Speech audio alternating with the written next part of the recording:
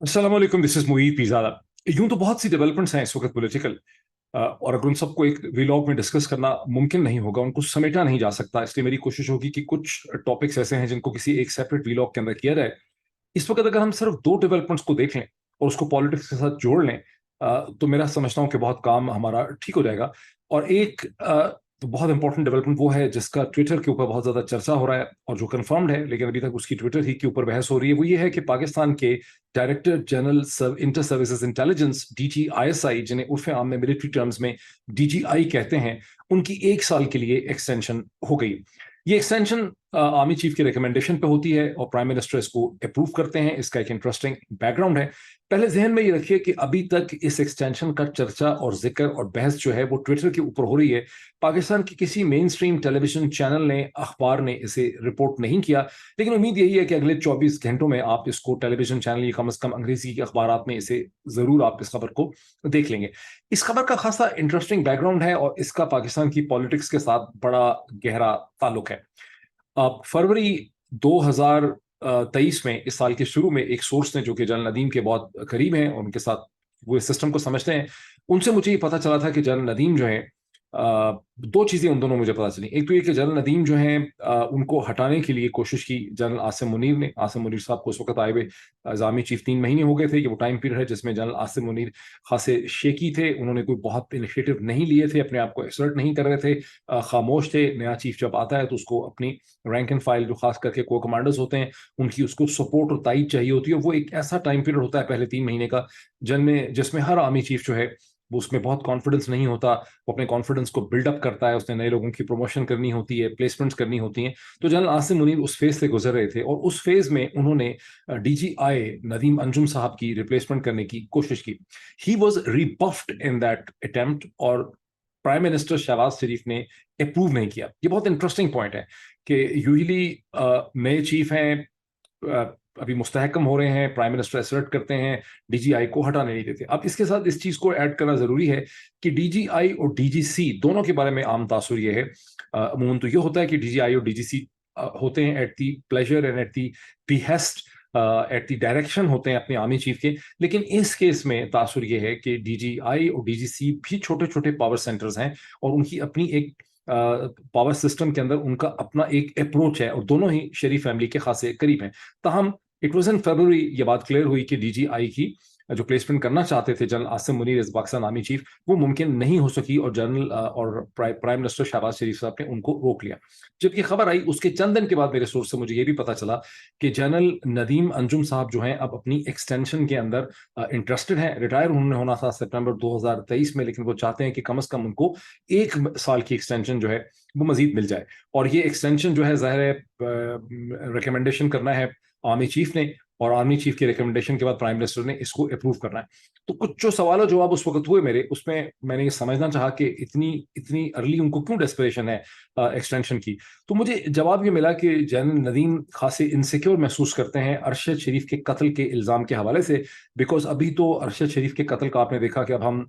इस वक्त 7वें महीने के अंदर हैं, जिक्र बहुत कम हो रहा है, लेकिन पहले महीने में, दूसरे महीने में, साल के तीसरे महीने तक शहीद अरशद शरीफ के कत्ल का, अदालत में उस हवाले से होने वाली प्रोसीडिंग का, अदालती कार्रवाई का, joint investigation team, fact finding teams, इन सब चीज़ों का बहुत चर्चा था। और फिर जिस तरह से उसको कहते हैं कि life goes on, Aahista Aahista शहीद अरशद शरीफ का जिक्र जो है वो अब बहुत ज़्यादा कम होता है, जैसे कि कत्ल हुआ ही नहीं, लोग उसको भूल चुके हैं। तो बताने वाले सोर्स का आर्गुमेंट ये था कि जनरल नदीम ये समझते हैं कि चूंकि उनके ऊपर इतना ये सीरियस चार्ज है,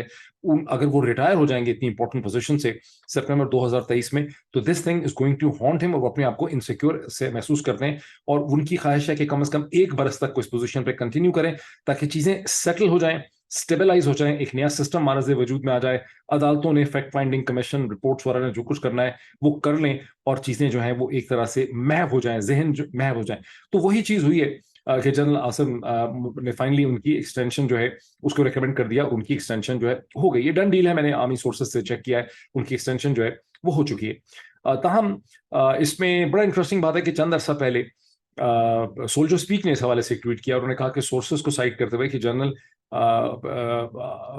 नदीम अंजुम जो है उनको एक्सटेंशन ऑफर तो हुई है, لیکن وہ ایکسٹینشن لینا نہیں چاہتے بیکاز وہ اس رول کی جو سختی ہے اور اس کی جو ٹرینی ہے اس رول کی، اس سے تنگ آ چکے ہیں، وہ اس رول سے باہر نکلنا چاہتے ہیں، اور وہ انفیکٹ یہ چاہتے ہیں کہ ان کو کوئی esteemed position like an ambassadorial position in an important country. اور امپورٹنٹ کنٹری کا جب ذکر ہوتا ہے تو پھر ہمارے ذہن میں پاکستان کے حوالے سے یا تو امریکہ ہوتا ہے یا برطانیہ ہوتا ہے، جو ڈیفیکلٹ کنٹریز ہیں پاکستان کے حوالے سے، جہاں کوئی جانا نہیں چاہتا اور جہاں ہمیشہ ایک پروفیشنل کیریئر ڈپلومیٹ ہی جا سکتا ہے. وہ کنٹریز ہیں انڈیا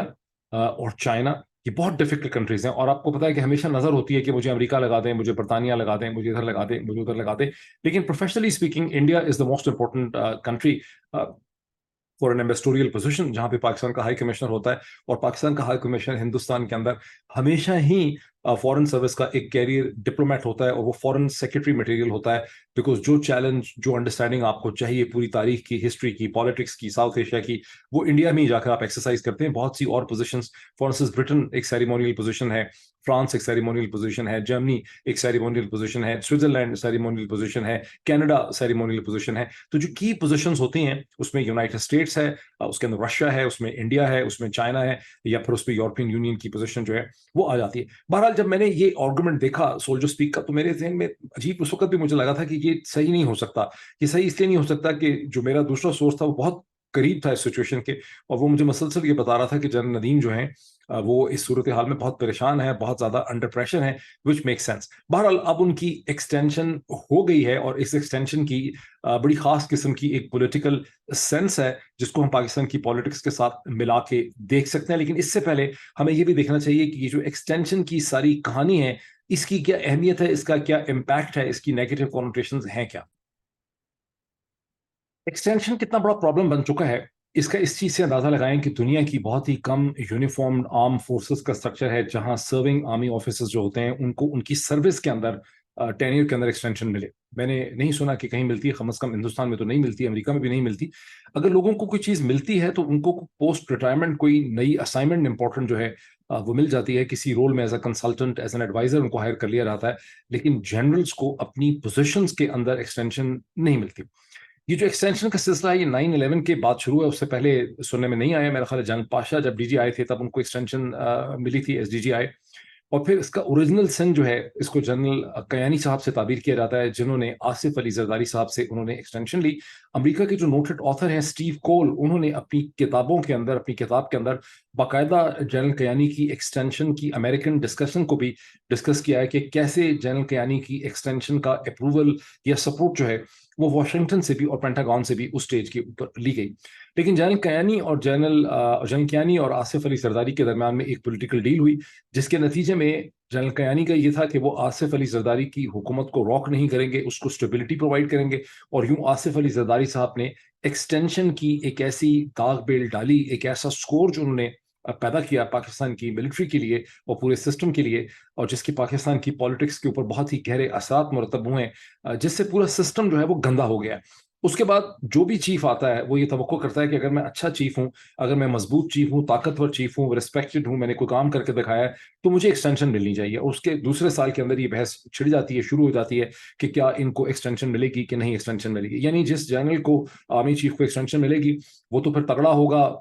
مضبوط ہوگا، اسٹرانگ ہوگا، ریسپیکٹڈ ہوگا. جس کو نہیں ملے گی اس کا مطلب وہ بیچارہ کمزور تھا. تو جنرل راحیل شریف جو ہیں ان کی جو گیم تھی وہ یہ تھی کہ ایک طرف سے تو یہ مشہور کیا گیا آئی ایس پی آر اور ملٹری سورسز کی طرف سے کہ جنرل راحیل شریف جو ہیں وہ بہت ہی آنریبل ایک سولجر ہیں اور وہ ایکسٹینشن کو لعنت مارتے ہیں، اور ان کو ایکسٹینشن کے لیے بہت زیادہ کہا جا رہا ہے لیکن وہ ایکسٹینشن نہیں لینا چاہتے، اور وہ تو بہت بڑا ایلیویٹڈ رول جو ہے وہ دنیا میں جا کے لیں گے، سعودی عرب میں اینڈ سو آن. لیکن حقیقت جو اندر سے عامی سورسز کو پتہ تھی کہ جنرل راحیل شریف اور ان کا پورا خاندان جو ہے وہ ان کی ایکسٹینشن کے لیے بہت زیادہ ڈیسپریٹ تھا، اور ان کی ایکسٹینشن جو ہے وہ نواز شریف کی کیبنٹ میں ایک جوک کی شکل اختیار کر چکی تھی. اور ان کی تمام تر کوششوں کے باوجود نواز شریف نے ان کو ایکسٹینشن نہیں دی. سو مچ سو کہ اٹ واز بلیو کہ انہوں نے بہت سی چیزیں کروا دیں. اڑی میں جو ہندوستان کے بیس پہ اوپر حملہ ہوا اس کے بارے میں بھی جو ڈپلومیٹک سرکل ہے جس کا میں کئی دفعہ ذکر کر چکا ہوں اپنے ویلاگس کے اندر، کہ اسلام آباد کے ڈپلومیٹک سرکل کے اندر کم از کم فورن ڈپلومیٹس یہ بلیو کرتے تھے کہ اڑی کے بیس کیمپ کے اوپر جو حملہ ہوا وہ یہ تھا کہ حکومت کو پریشر ڈالا جائے، فرسٹریٹ کیا جائے اور راحیل شریف کو ایکسٹینشن جو ہے وہ دلائی جائے. خدا بہتر جانتا ہے اس میں حقیقت کیا ہے، لیکن یہ بہت بڑی بز تھی اور میں نے ڈپلومیٹک ڈسکشنز کے اندر اس کو دیکھا. بہرحال اس کے بعد اس سے بڑا جو ظلم ہوا جب راحیل شریف کو ایکسٹینشن نہیں ملی، جو کہ نواز شریف کے سی وی میں اور ریزیومے میں ایک بہت بڑی آپ ایک پازیٹیو چیز کے طور پہ دیکھ سکتے ہیں. इमरान खान साहब से ब्लैकमेल करके जबरदस्ती, but that doesn't exonerate Imran Khan, इससे इमरान खान को कोई अपनी अपनी कोताही से कोई माफी नहीं मिलती। लेकिन बहरहाल अगस्त 2019 के अंदर इमरान खान से लिटरली गन पॉइंट के ऊपर जनरल गफूर, जो आपको कमांडर हैं क्वेटा के, उनको भेज के एक सादा कागज के ऊपर राहील जनरल बाजवा जो हैं, जनरल बाजवा ने अपनी एक्सटेंशन ले ली। और उस वक्त बहाना ये बनाया गया, जो एक पब्लिक एक्सक्यूज बनाया गया, जो बिल्कुल फिस्टी एक्सक्यूज था, जिसका कोई सर पैर नहीं था, कि चूंकि हिंदुस्तान के साथ जंग का खतरा है, इसलिए चूंकि आलम जंग में हम जा चुके हैं because of the abrogation of the article 370 जो 5 अगस्त 2019 में हुआ, जिसके बारे में एक आम कयास और एनालिसिस ये है कि उसमें जनरल बाजवा का टैसिट अप्रूवल शामिल था, और कोई मीटिंग यूरोप में कहीं हुई थी जिसमें एक टैसिट अप्रूवल कश्मीर के हवाले से हिंदुस्तानी साइड को दिया गया, जिसमें बाकी पार्टिसिपेंट्स इंग्लिश थे या यूरोपियन थे। ये चीज भी खासी इस्लामाबाद के डिप्लोमेटिक सर्कल में डिस्कस होती रही। लेकिन इसके चंद दिन के बाद, यानी 5 अगस्त के बाद 17 अगस्त को, ये 16 या 17 अगस्त को, एक सादा कागज के ऊपर, कोई प्रोसेस नहीं हुआ मिनिस्ट्री ऑफ डिफेंस का, no process involving the prime minister secretariat and prime minister office, यानी प्रिंसिपल सेक्रेटरी टू पीएम का उसमें कोई रोल नहीं था, जब एक सादा कागज के ऊपर जनरल बाजवा ने, जबकि एक्सटेंशन होनी चाहिए थी, ये सवाल कि कौन चीफ होगा कौन नहीं होगा, ये सवाल सेटल होना था जाके कहीं नवंबर 2019 के अंदर, लेकिन उससे 3 महीने पहले अगस्त की 16-17 तारीख को एक सादा कागज के ऊपर एक्सटेंशन जो है वो जनरल बाजवा ने अपनी करवा ली। और मैंने बाद में जब इसका पता किया तो मुझे ये पता चला कि 4 प्रिंसिपल कैरेक्टर्स थे, एक जहांगीर खान तरीन, एक परवेज खटक साहब, एक जनरल गफूर और एक जनरल फैज। जनरल फैज और जनरल गफूर चाहते थे कि उनकी सीनियरिटी एक सर्टेन लेवल पे आ जाएगी। कौन से जनरल फैज समझते थे कि अगर जनरल बाजवा को एक्सटेंशन मिले तो उसके बाद वो सीनियरिटी लिस्ट पे आ जाएंगे। जनरल गफूर की नजरें गालबन 2025 के ऊपर थी। इतना लंबी सोच है आर्मी चीफ बनने के हवाले से और एक्सटेंशन के हवाले से। लेकिन परवेज खटक साहब का उसमें क्या रोल हो सकता है, जहांगीर खान तरीन साहब का क्या रोल हो सकता है, वो अब आप बहुत अच्छी तरह से बेहतर समझ सकते हैं जब आप देख रहे हैं कि कैसे परवेज खटक साहब ने एक नई सियासी पार्टी बनाई है। खासी लैकलस्टर उसकी परफॉर्मेंस है। उसके अंदर जो 57 लोगों की नाम की लिस्ट इशू की गई है, उसमें से बहुत से लोग जो है 10 के करीब लोगों ने ऑलरेडी कह दिया है कि उनका नाम गलती से इस लिस्ट में ऐड किया गया। बहरहाल कमिंग बैक टू इट, की जो सिन, जो कोताही, जो कमजोरी, जो गलती, जो ब्लंडर इमरान खान साहब ने किया, जिससे उनको किसी भी सूरत में तारीख माफ नहीं कर सकती, वो इसलिए भी है कि जब उन्हें around November and December of the same year the then chief justice of Pakistan supreme court जनाब आसिफ सईद खोसा साहब ने जनरल बाजवा की एक्सटेंशन को चैलेंज कर दिया, तो इमरान खान साहब के पास ये बहुत ब्रिलियंट अपॉर्चुनिटी थी कि वो जनरल बाजवा जो हैं उनकी एक्सटेंशन, जो कि वो चैलेंज हो चुके थे, वो कह सकते थे कि चूंकि अब ये मसला कंट्रोवर्शियल हो गया है, सुप्रीम कोर्ट के अंदर ये चला गया है, ये अंडर डिस्कशन एंड डिबेट है, तो वो एक नए आर्मी चीफ को उस स्टेज के ऊपर अपॉइंट कर सकते थे। और अगर वो ऐसा कर देते, अगर वो कम हिम्मती ना दिखाते, कम अकली ना दिखाते, कोई अंडरस्टैंडिंग वहां पे सही शो करते, तो उनकी अपनी जो पॉलिटिकल तारीख थी और पाकिस्तान की तारीख उस पॉइंट के ऑनवर्ड जो है वो बहुत ज्यादा मुख्तलिफ इससे हो सकती थी। 2019 का एक ट्रेजिक पहलू ये भी है कि वो नवाज शरीफ जिसने इससे पहले हर दफा आर्मी चीफ को एक्सटेंशन देने से गुरेज किया था और उस पर एक रेजिस्टेंस दिखाई थी, और जो उसका एक नवाज शरीफ की प्रोफाइल और सीवी की एक बहुत इंपॉर्टेंट अचीवमेंट समझी जा सकती है, उसी नवाज शरीफ ने नवंबर दिसंबर 2019 में अपनी पार्टी को मजबूर किया, और उनकी पार्टी ने आके वो जो कानून में अमेंडमेंट की गई आर्मी एक्ट के तहत, जिसके तहत प्राइम मिनिस्टर आर्मी चीफ को एक्सटेंशन दे सकता है,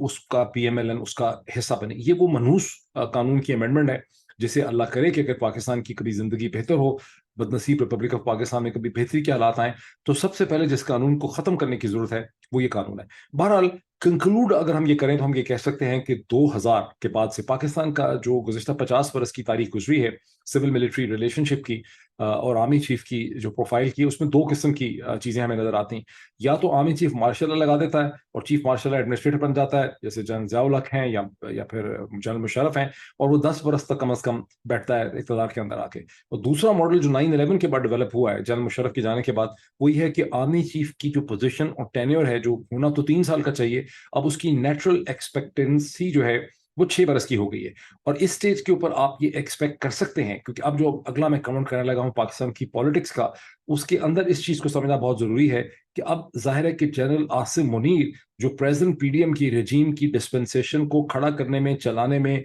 मदद करने में बहुत ज्यादा जो रोल प्ले कर रहे हैं, उनकी ये नेचुरल इस स्टेज के ऊपर एक्सपेक्टेशन है कि उन्हें भी एक एक्सटेंशन मिलेगी। यानी 2022 में वो चीफ बने, 23 में पहला साल, 24 में दूसरा साल, 25 में उनकी रिटायरमेंट ड्यू है। इस हिसाब से उनका खत्म होना चाहिए। रिटायर तो वैसे वो हो चुके हैं, मतलब ये एक हकीकत है کہ جب ان کو آرمی چیف بنایا گیا آن 27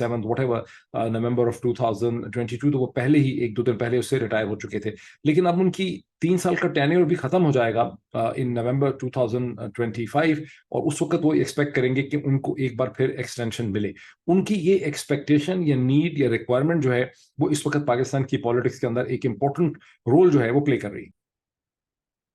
اب جب ایکسٹینشن کا ذکر ہو گیا اور اس کا کانٹیکس ہم نے اسٹیبلش کر لیا تو ہم اس وقت دیکھیں کہ اس وقت پاکستان کی پالیٹکس میں کیا ہو رہا ہے.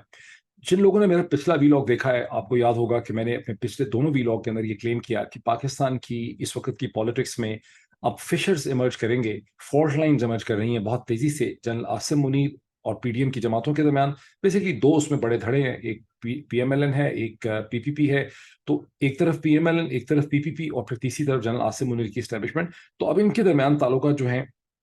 وہ کوئی بہت زیادہ خوشگوار نہیں رہ سکیں گے. اس میں انکریزنگلی آپ کو فشرز, فالٹ لائنز ایمرج کرتے نظر آئیں گی. میں نے جب یہ ویلاگ کیا اس کے بعد میں نے دیکھا بہت سے اور جو ویلاگرز ہیں انہوں نے بہت تفصیل سے, بہت حقائق دے کے, اندر کے فیکٹس دے کے کہ کیسے محترمہ مریم نواز صاحبہ جو ہیں وہ مسلسل وہ اور ان کی ٹیمز جو ہیں اس وقت اسٹیبلشمنٹ کے خلاف زہر اگل رہی ہیں, الزامات لگا رہی ہیں, بہت سی چیزیں انہوں نے سائٹ کی اور ان کے پاس سورسز ہیں. میرا جو سارا انالیسس ہے وہ سورس بیس نہیں ہے. میرا انالیسس بیسکلی پاور ڈائنامکس کے اوپر بیس کرتا ہے کہ اس وقت پاکستان کی پالیٹکس ایک ایسی نہج پہ آ چکی ہے جہاں پاور ڈائنامکس کی ڈیمانڈ کرتے ہیں. کوئی کیا کہتا ہے کیا نہیں کہتا وہ ایک سیکنڈری ایشو ہے میرے لیے. پاور ڈائنامکس کی ڈیمانڈ کرتی ہیں کہ پی پی پی, پی ایم ایل این اور جنرل عاصم منیر کی اسٹیبلشمنٹ میں اس سٹیج کے اوپر بہت زیادہ تناؤ اور ٹینشن کی سی کیفیت ہے, اور میں آپ کو ایکسپلین کرتا ہوں کہ اس کی وجوہات کیا ہے. میں نے پچھلے ویلاگس میں بھی ایکسپلین کیا. اور ایک ٹینشن ہے. اب میں نے ایک دیکھا ایک بہت ہی کریڈیبل جو ٹویٹر, بہت سے لوگ کلیم کر رہے ہیں, لیکن ایک جو میٹنگز ہوئی ہیں ماڈل ٹاؤن میں بٹوین آصف علی زرداری نواز شریف صاحب, اس کے حوالے سے اخبارات بھی لکھ چکے ہیں, ٹویٹر پہ بھی لوگ لکھ رہے ہیں, کچھ ٹیلی ویژن میں بھی اس کا ذکر ہوا ہے, بہت چرچا ہے اس کا واٹس ایپ کے اوپر.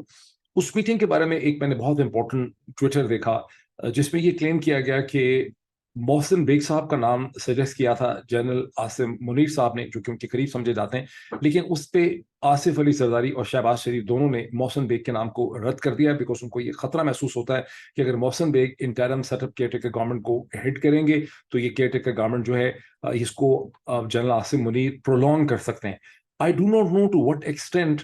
یہ انالیسس صحیح ہے یا یہ فیئر صحیح ہے اور یہ واقع ہے بھی کہ نہیں. آصف علی زرداری اور نواز شریف یا شہباز شریف کا یا کوئی اور ان کی وجوہات ہیں, ان کی 10 اور وجوہات بھی ان کی ہو سکتی ہیں. ابھی تک تو یہ سچویشن بھی کلیئر نہیں ہے, بیکاز اخبارات یہ دعویٰ کر رہے ہیں کہ شہباز شریف صاحب یہ کہہ چکے ہیں کہ ان کی حکومت اپنے وقت سے پہلے چلی جائے گی, ہینڈ اوور کر دے گی. سو اسمبلیاں 12 اگست سے 2-3 دن پہلے ختم ہو سکتی ہیں. اس کا مطلب ہے کہ شہباز شریف صاحب کلیئرلی 90 دن کا کیئر ٹیکر سیٹ اپ دیکھ رہے ہیں. دوسری طرف سے یہ کلیم کیا جا رہا ہے کہ آصف علی زرداری صاحب نے امپریس اپون کیا ہے کہ کیئر ٹیکر سیٹ اپ صرف 60 دن کا ہونا چاہیے. تو یہاں پر آپ کو ایک ایمبیگوٹی, ایک کنفیوژن, ایک لیک آف کلیئرٹی جو ہے وہ نظر آتی ہے. لیکن مجھے کہنا یہ ہے کہ میں نہیں سمجھتا کہ کیئر ٹیکر کے بارے میں جو لوگ سمجھتے ہیں کہ یہ, اب اس میں تھوڑا سا یہاں پر بھی تھوڑا سا اس کو کلیریفائی کرنا ضروری ہے. دیکھیں ٹریڈیشنلی اسپیکنگ جو کیئر ٹیکر سیٹ اپ ہوتا ہے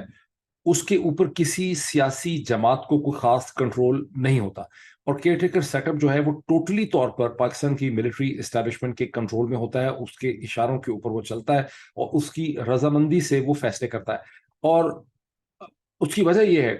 کہ پاکستان کا جو ایک سیکنڈری اسٹرکچر ہے, پاور اسٹرکچر ایڈمنسٹریشن کا ہے, جس میں ڈسٹرکٹس کے اندر بیٹھی ہوئی ڈسٹرکٹ مینجمنٹ گروپ ہے, اس کے ساتھ جو پاورفل کلاس ہے پولیس کی جس نے ایکسیکیوٹ کرنا ہے چیزوں کو, جو لوور ڈسٹرکٹ کی اور تحصیل کی جوڈیشری ہے, اور جو ہائی کورٹس ہیں جیسے کہ لاہور ہائی کورٹ ہے, ان سب کے اوپر ملٹری اسٹیبلشمنٹ کی بہت ڈیپ انگریس اور پینیٹریشن ہے اور انہیں اس پہ بہت کنٹرول حاصل ہے. فار انسٹنس پچھلے 24 گھنٹوں میں ہی آپ دیکھتے ہیں کہ لاہور کی ہائی کورٹ کے ایک ڈویژنل بینچ نے فیصلہ کیا ہے, اور اپنا ہی جو مارچ کا فیصلہ تھا, سنگل ممبر بینچ کا فیصلہ تھا, جس میں ایگریکلچر لینڈ, پنجاب حکومت نے جو ایگریکلچر لینڈ 45,000 ایکڑ سے زیادہ agriculture land military land department کے حوالے کیا تھا, اس کو ہائی کورٹ نے روک دیا تھا, اس پہ اسٹے کر دیا تھا. انہوں نے کہا تھا کہ ایک کیئر ٹیکر سیٹ اپ جو ہے کہ انٹرم سیٹ اپ اس قسم کا ایگریکلچر پالیسی کا فیصلہ نہیں کر سکتا. لیکن اب گزشتہ 24 گھنٹے میں لاہور ہائی کورٹ کے ایک 2 ممبر ڈویژنل بینچ جو ہے, جس کو جسٹس باقر نجفی ہیڈ کر رہے تھے, اس نے اپنے پچھلے اسٹے آرڈر کو ختم کر دیا ہے اور پنجاب گورنمنٹ کو یہ اجازت دے دی ہے کہ وہ 45,000+ ایکڑ کا ایگریکلچر لینڈ ملٹری لینڈ کے حوالے کر دیں, جہاں ملٹری یہ کہتی ہے کہ وہ دالوں کی پلسز، ایگریکلچر، آئی ٹی کا کام اور پتہ نہیں مائننگ اور کیا کیا چیزیں جو ہیں اس حوالے سے کریں گے اور اس حوالے سے خوشحالی لے آئیں گے. یہ بہت بڑا سبجیکٹ ہے، اس کے اوپر ایک الگ ویلاگ کرنا چاہیے کہ آخر اس کو ملٹری ہی کیوں حوالے کیا جا رہا ہے. اگر زمین بنجر ہے کیوں پرائیویٹ کمپنیز کو انکریج نہیں کیا جا رہا کہ وہ اس زمین کے اندر فورن کمپنیز کی مدد سے، اگر ملٹری مڈل ایسٹرن کمپنیز کو پارٹنر کے طور پہ لا سکتی ہے ایگریکلچر کے لیے، تو پھر پاکستان کی پرائیویٹ اور بھی کمپنیز جو ہیں وہ یہ کام کر سکتی ہیں. کیونکہ ملٹری کو جب آپ یہ دے رہے ہیں تو ظاہر ہے اس سے ملٹری کا اثر و رسوخ، انفلوئنس، پینیٹریشن جو ہے اس سسٹم میں بڑھتی ہے. لیکن اس وقت یہ میرا ٹاپک نہیں ہے. میرا مطلب کہنے کا یہ ہے کہ پاکستان کا جتنا بھی انتظامی ڈھانچہ ہے،